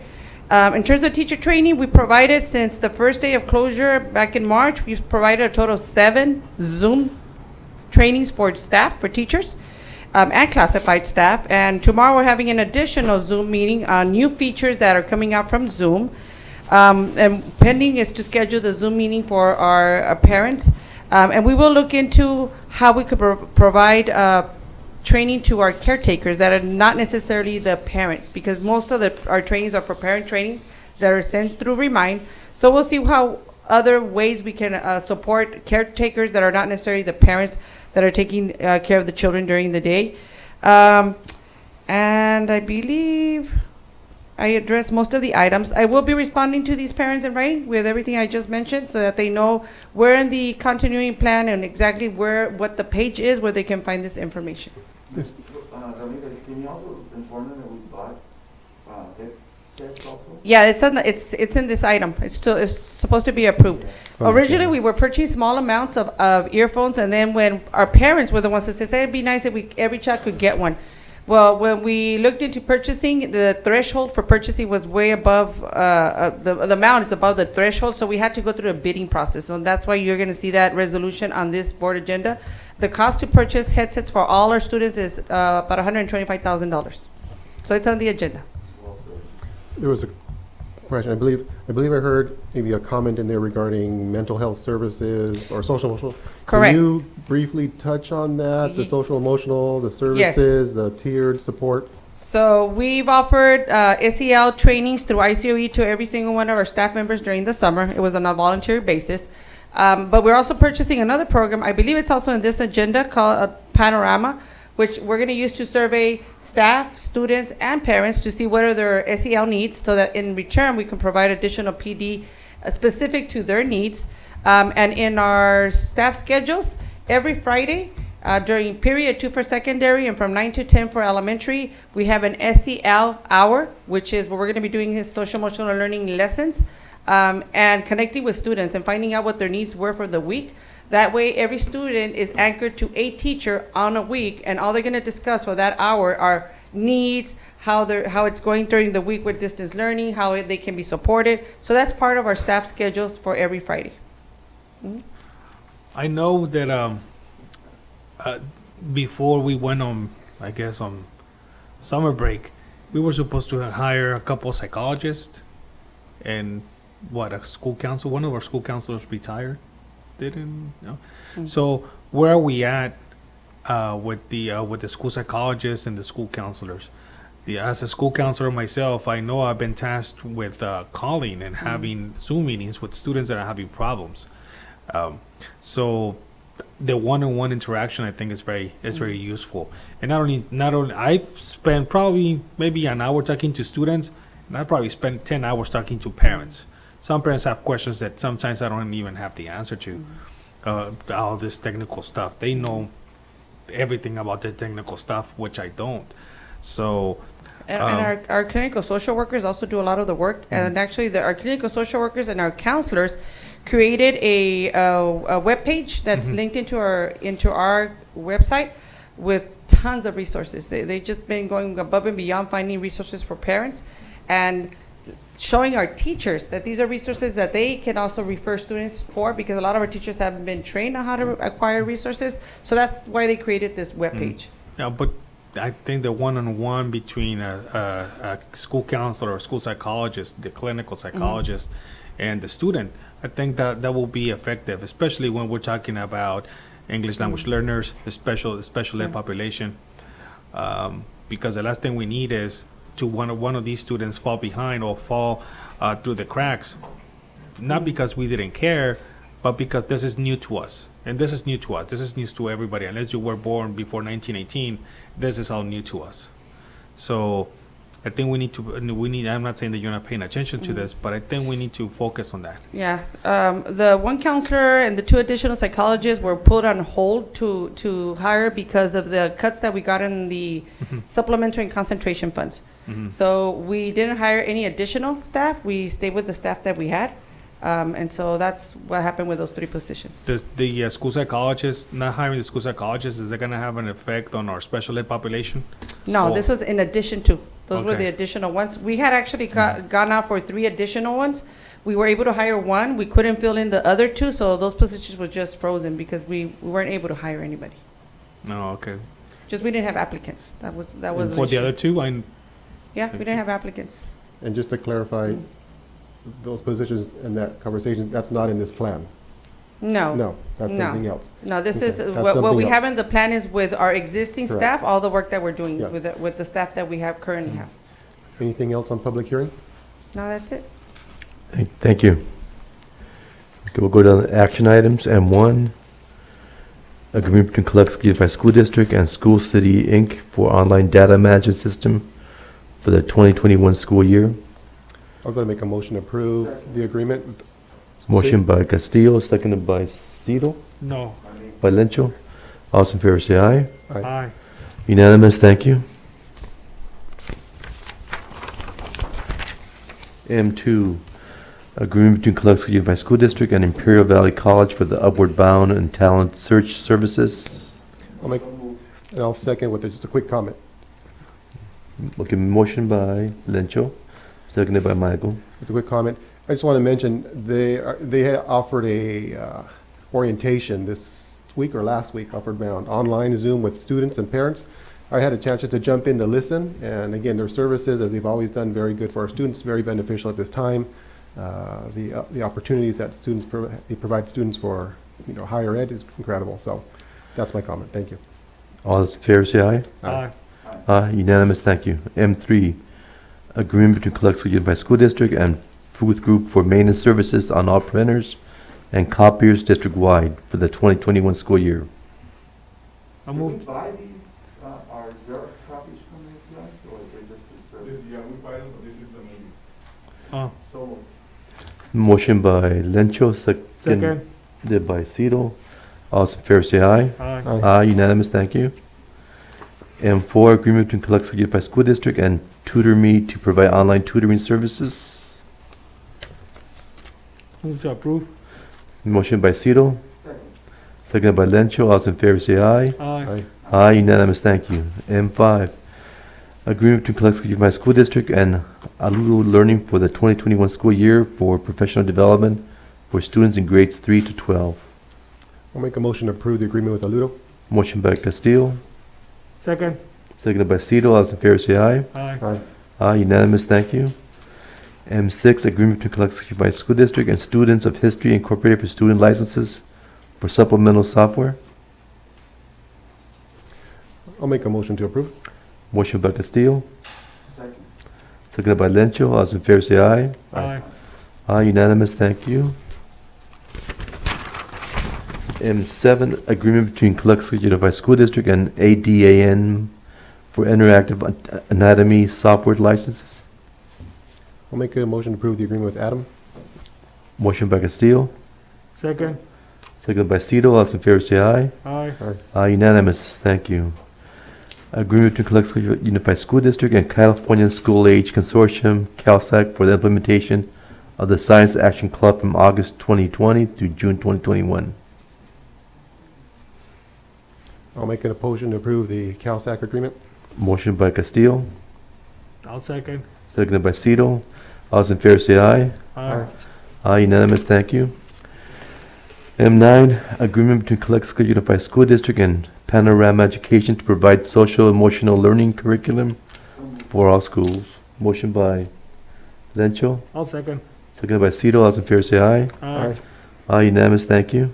M10, agreement between Calexico Unified School District and Vocabulary Com for supplemental software licenses. Motion by Lencho, Mhm. seconded by I'll Cito. second. All those in favor say aye. Aye. Unanimous, thank you. M11, agreement between Calexico Unified School District and Turrentine Feedback Studio for student licenses. I'll second. Seconded by Lencho, first made motion by Lencho, seconded by Castillo. All those in favor say aye. Aye. Aye, unanimous, thank you.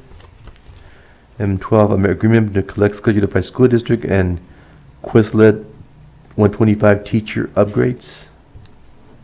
Move. Motion by Cito, seconded by Lencho. All those in favor say aye. Aye.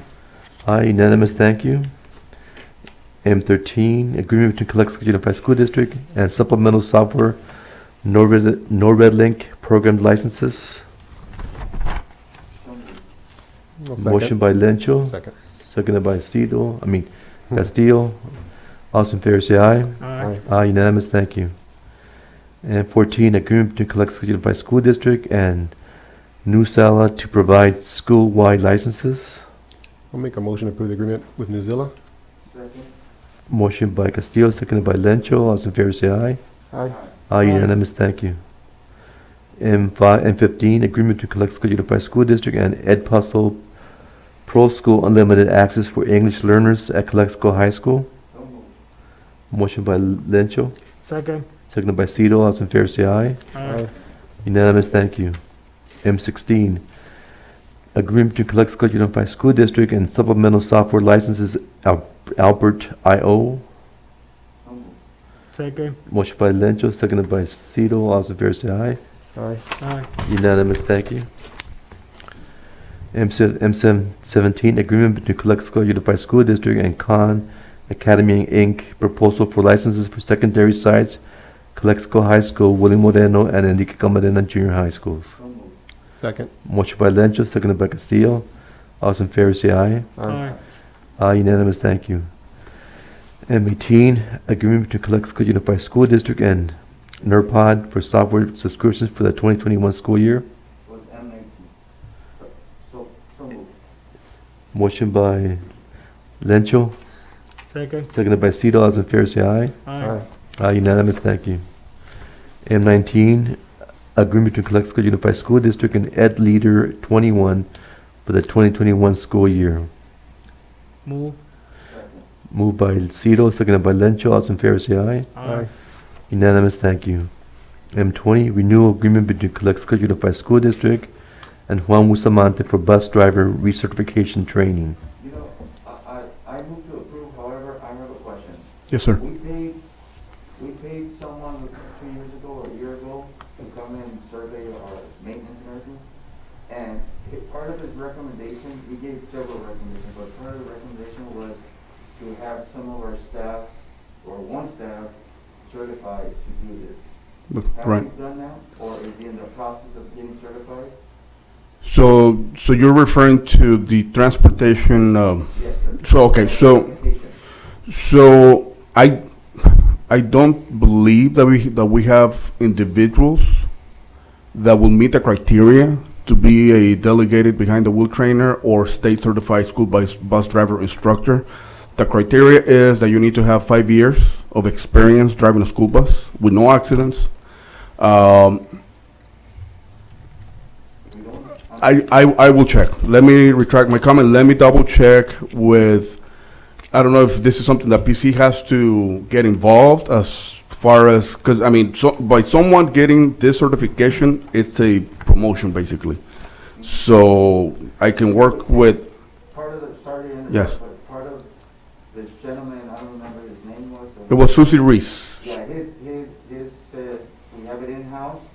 And Okay. he trains, you know, because this is constant. Yes, Training. I mean, we all know that. yes, So with having him, he could train staff without even having to pay. Absolutely. absolutely. That's Okay. where the savings. So what I will do, Mr. Calderon, then let me talk to Esther in PC and let me see how would that work, because that would be a new position. Let me ask you, I know this gentleman here, Juan Bustamante, Uh-huh, did work at one time for us. yes, So how did he, well, I mean, I don't expect you to know because he was here before you. mm-hmm, But I mean, most likely, I think we trained him and now he's training our staff. But what I'm getting at is, we paid a surveyor to come and give us recommendations, that was one of them, and I'm just following up. okay. Duly noted, okay, Let me, thank Can you. you let us know? Yes, by next board meeting, I will give an update on where we are with, Thank you. well, at least what PC says in terms of how would that work. but also one of the main I mean, concerns, let me, sorry, Richard, for interruption, but God forbid, say Mr. Yeah. Bustamante leaves to wherever he's retired, so he leaves, then we're stuck without someone. That would be a big problem, Yes. yes. You're absolutely right, We're not told. exactly. okay, the motion by Lenchos, is there a second? I second. Second by Cito, all those in favor say aye. Aye. Unanimous, thank you. M21, approval and adoption of a 6-year subscription of the Agricultural Leadership Textbook for a new CTE course for Calexico High School 2021 school year. I motion to approve. Motion by Lencho, Is it gonna be a new class, just, or is it to replace the old Textbook. text? No, this is to be able to provide digital, Oh, Okay. yeah, I'll second. textbooks. All right, yeah. seconded by Cito, all those in favor say aye. Aye. Unanimous, thank you. M22, approval and adoption of the 6-year subscription of the Modern Livestock Goodhart Wilcox textbooks for the 2021 So moved. academic school year. Second. Motion by Lencho, seconded by Cito. All those in favor say aye. Aye. Aye, unanimous, thank you. M23, approval of the 6-year textbook adoption for the Introduction to Veterinary Science, Goodhart Wilcox for the 2021 academic school year. So moved. Motion by Lencho, Second. seconded by Michael. All those in favor say aye. Aye. Aye. Unanimous, thank you. M24, approval of the 6-year textbook adoption subscription for the Child Development McGraw-Hill of newer edition for the 2021 academic school year. Move. Second. Moved by Cito, seconded by Lencho. All those in favor say aye. Aye. Unanimous, thank you. M25, service maintenance renewal agreement between Calexico Unified School District and North Systems, Inc. for the quarterly swimming pool. What is this? This is for the equipment, the actual, equipment, To check their. checks, the chlorines and all of that, Oh. and all that, for the actual maintenance of that equipment. Okay, It's so a specialized service. Second. Okay, motion by, who made the motion? Lencho? Seconded by Michael. All those in favor say aye. Aye. Aye. Unanimous, thank you. M26, memorandum of understanding between Imperial County Office of Education, Migrant Program Region 6, and Butte County Office of Education to implement at Calexico Unified School District for the implementation and participation of the California Migrant Mini Corps Program. So moved. Second. Motion by Lencho, seconded by Cito. All those in favor say aye. Aye. Unanimous, thank you.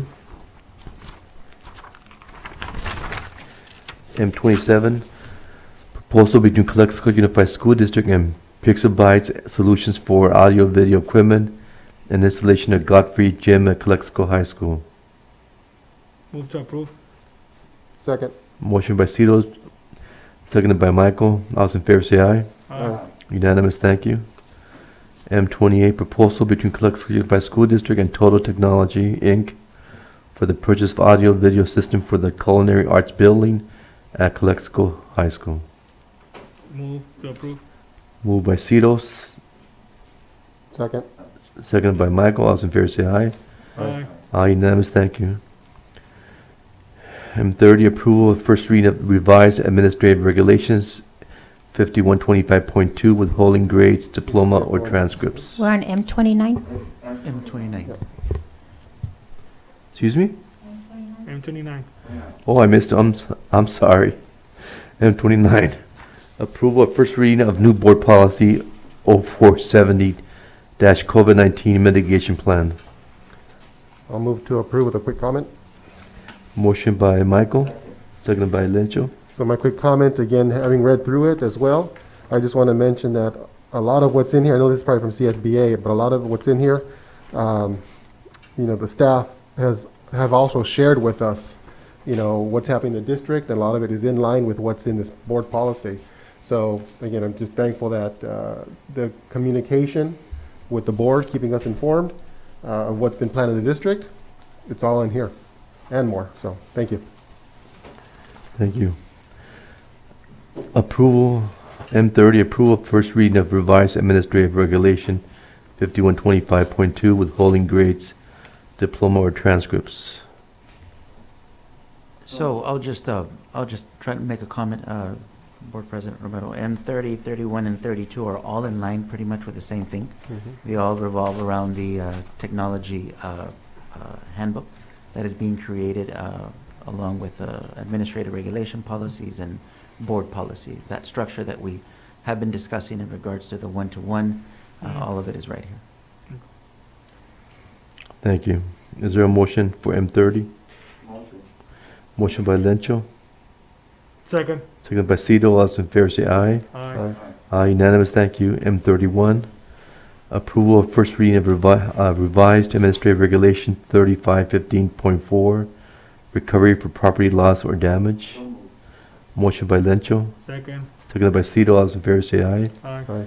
Unanimous, thank you. M32, approval of first reading of revised board policy and Exhibit 61, 63.4, student use of technology. Second. Motion by Lencho, seconded by Cito. All those in favor say aye. Aye. Unanimous, thank you. M33, second reading of revised board policy 6175, migrant education program administrative regulation. Second. Motion by Lencho, Second. seconded by Michael. All those in favor say aye. Aye. Unanimous, thank you. M34, second reading of revised board policy and administrative regulation 5148.2, before and after school programs. Motion by Michael. Lencho, Second. seconded by Cito. All those in favor say aye. Aye. Unanimous, thank you. M35, variable term waivers for certificated personnel, speech pathologists for the 2021 school year. Move to approve. Motion by Cito, I second it, but how many waivers are we issuing now? There are 4 waivers here for 4 speech pathologists, correct? 4.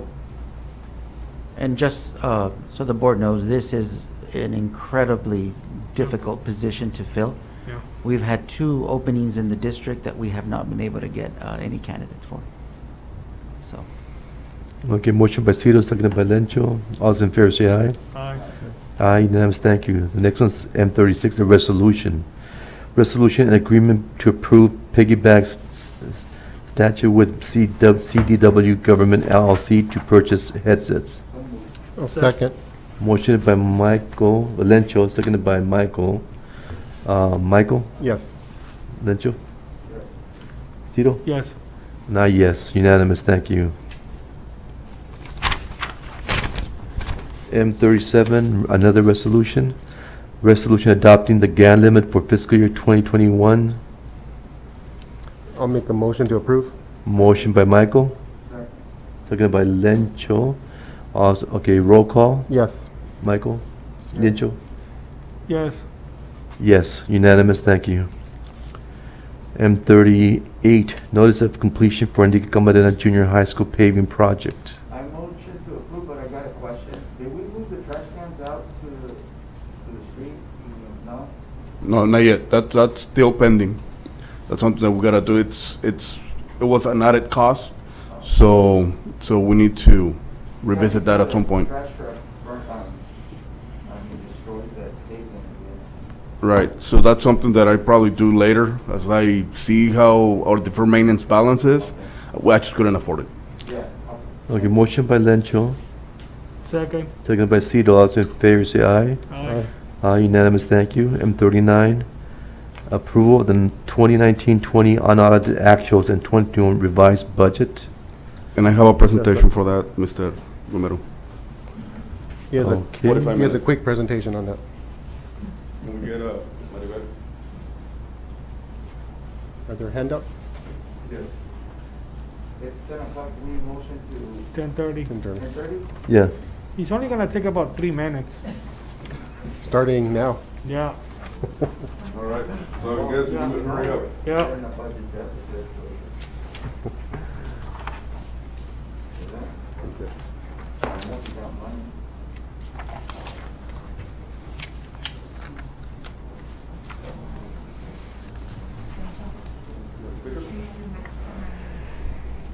Oh, it's on or? Let me put the presentation now. Ready for the presentation? All right, so, Board, good evening, Cesar Vega, Assistant Superintendent of Business. And I have the honor of presenting to you the unaudited actuals for the prior year, 2019-2020. So, this is a required presentation that I have to make before the board on or before September 15. The board has to approve this presentation, this budget update, and it's basically telling you how we finished up the prior year. So I'd like to start by giving a brief narrative of what happened in 2019-2020, really quick. As you recall, we started the year with an adopted budget that had a deficit. But even then, at that point, when we adopted the budget, we were using, historical trends on enrollment, ADA, and again, that information which at that time, the May revision, the governor through the May revision, what he gave us and allocated for school districts back then. So the deficit was calculated back then just under $1 million. However, between budget adoption for that budget through September, when we presented the unaudited actuals for 2018-2019, we noticed the trends related to enrollment that they were declining. At that point, we had to look at our budget and start revising our numbers because obviously when you have declining enrollment, that has a fiscal impact. So our deficit grew, and by first interim, we reported again a deficit of $2.5 million projected for the prior year. So our goal all along has been, how do we mitigate that impact of that structural deficit, and how do we create saving opportunities so that we can make an attempt to finish up the year with a balanced budget. So by second interim, which was reported on March 2020, we were able to mitigate that impact of the deficit by lowering it by $100,000. But it was really not until we adopted the current budget that we reported to the board that we were projecting to ending the school year, based on what we had back then. We still hadn't closed the books, but we still projected a $1.2 million deficit. However, now that we have closed the books, I'm proud to present to you that we finished up the year, last year, 2019-2020, on the positive, a $1.79 million positive budget.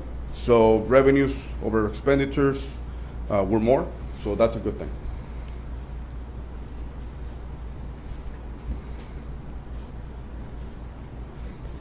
There you go.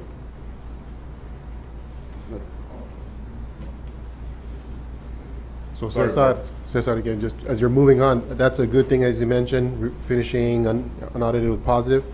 Again, just want to commend you and your team. Thank you. You've been reminding the board constantly about careful spending, expenditures, so this is showing some signs of that, so thank you. No, thank you, Mr. Castillo. And you know what? All kudos also to Elisa Ramirez, our Assistant Sup of Ed Services, and our Superintendent and our Assistant Sup of HR. We all work together in creating saving opportunities. Position control is the one area that you always have to be looking and be careful because, if you don't have a solid hold on what's going on personnel-wise, it can really impact our budget. 80% of our budget goes towards salaries and benefits. So again, just to be brief, so from estimated actuals back in June to unaudited actuals, you can see the difference in revenues, what we estimated back then. But now that we have closed the books, you can see that, again, we ended up with a total budget of $130 million. for 2019-2020. To put it in perspective, most of our revenues come from the LCFF, the Local Control Funding Formula. 81% of our budget, of our monies, come directly from there. Second to that is federal revenues, which last year they came in just under 11 million, I'm sorry. And, no, 9 million. And 11 million were from other state resources. And then the third one, other local revenues.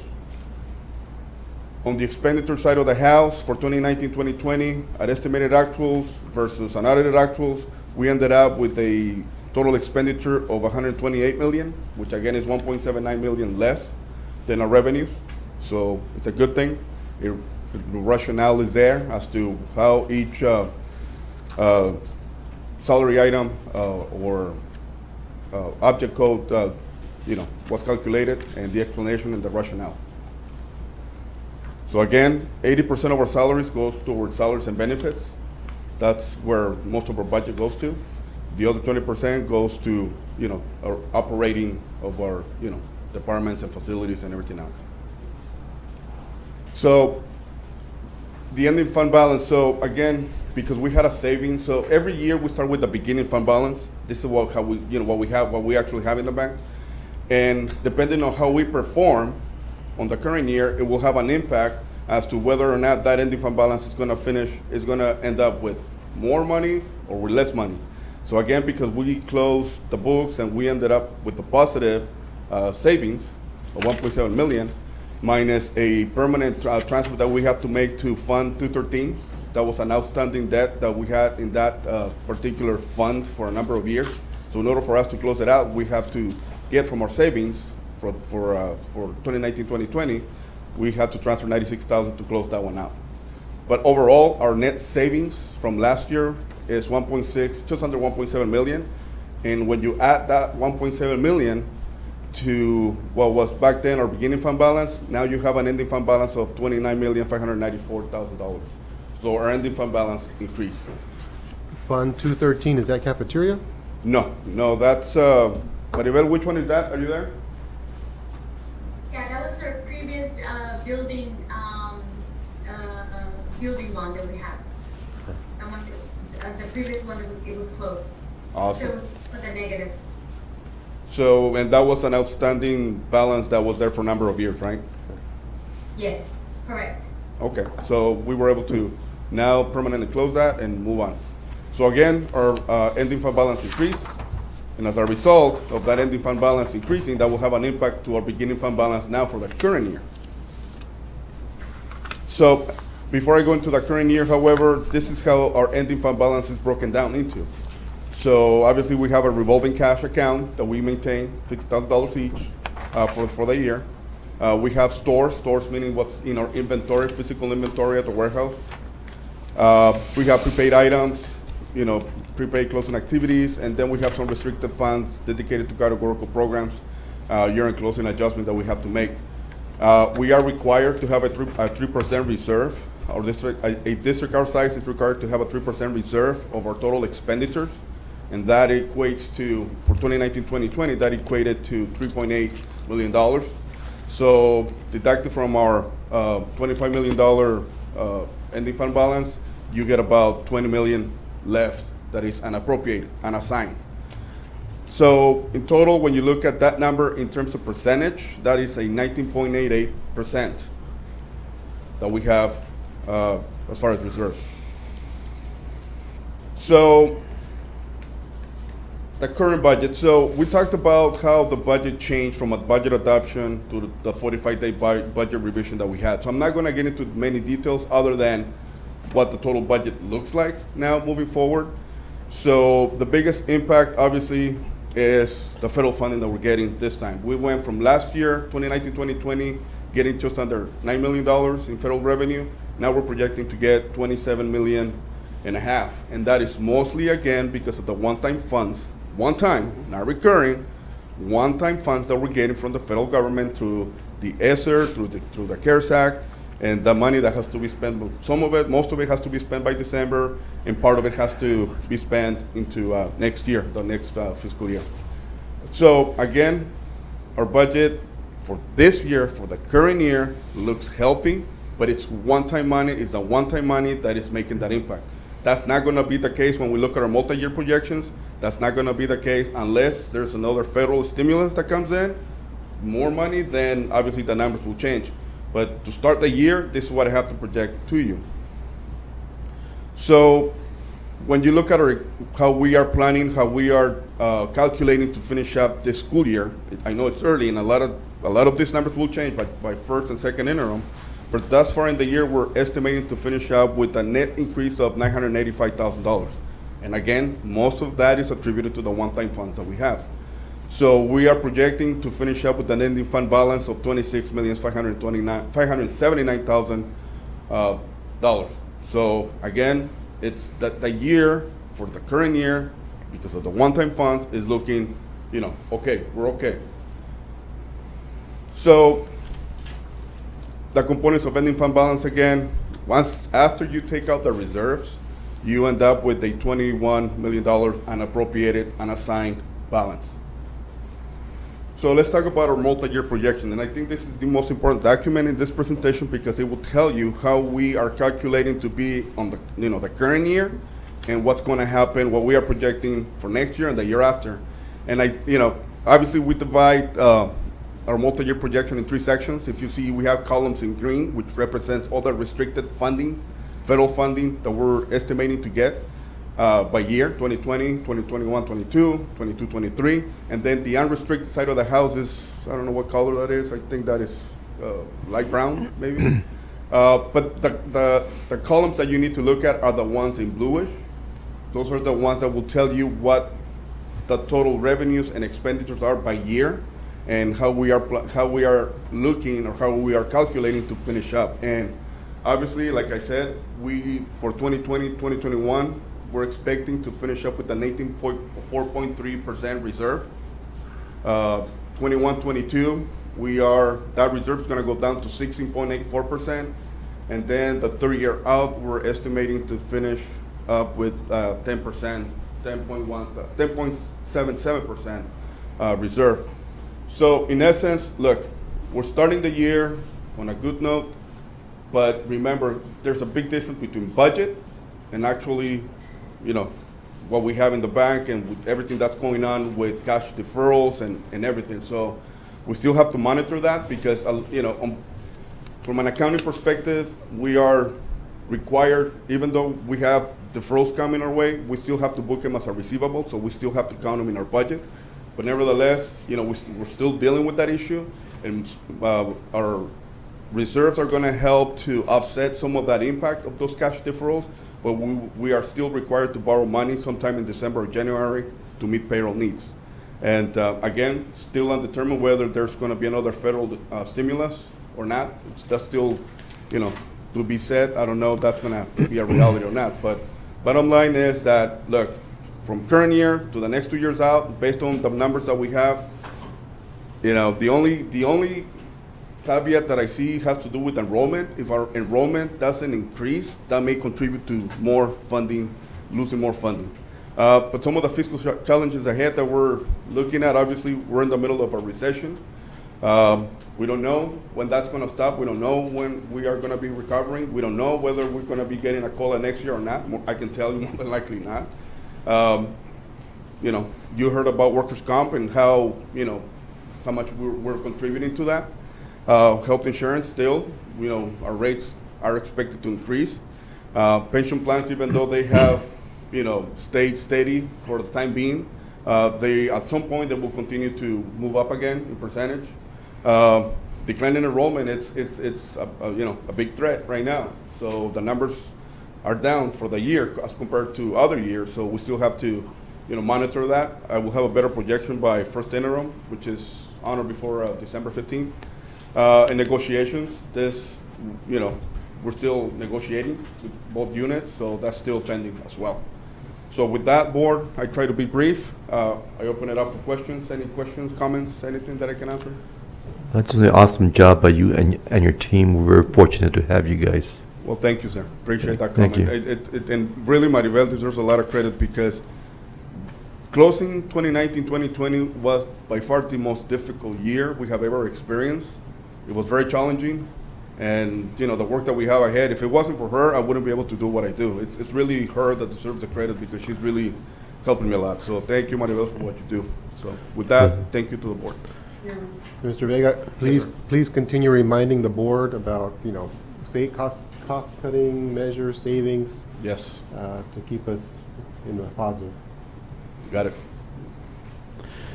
So is there a motion to approve the 2019 unaudited actuals? Move to approve. Moved by Cito, Second? seconded by Michael. All those in favor say aye. Aye. Aye, unanimous, thank you. M40, certificate employment report. There's a recommendation that the board approve the certificated employment report as submitted with addition of Luisa Fuller as the principal of Rockwood Elementary School. Is there a motion? Make a motion to approve? Motion by Michael. Seconded by Lencho. All those in favor say aye. Aye. Aye, unanimous, thank you. M41, classified employment report. The recommendation that the board approve this classified employment report as submitted. Motion by Lencho. Second. Seconded by Cito. All those in favor say aye. Aye. Unanimous, thank you. There's no need to reconvene to earlier closed session, correct? No. P1. P1, Student Discipline Education Code. Recommendation that the board approve the student recommendation as submitted. Move to approve. Moved by Cito. Seconded by Lencho. All those in favor say aye. Aye. Aye, unanimous, thank you. Now we need a motion to adjourn. Make a motion to adjourn at 10:10? Michael made the motion. Second. Seconded by Cito. All those in favor say aye. Aye. Unanimous, thank you very much. Have a good night.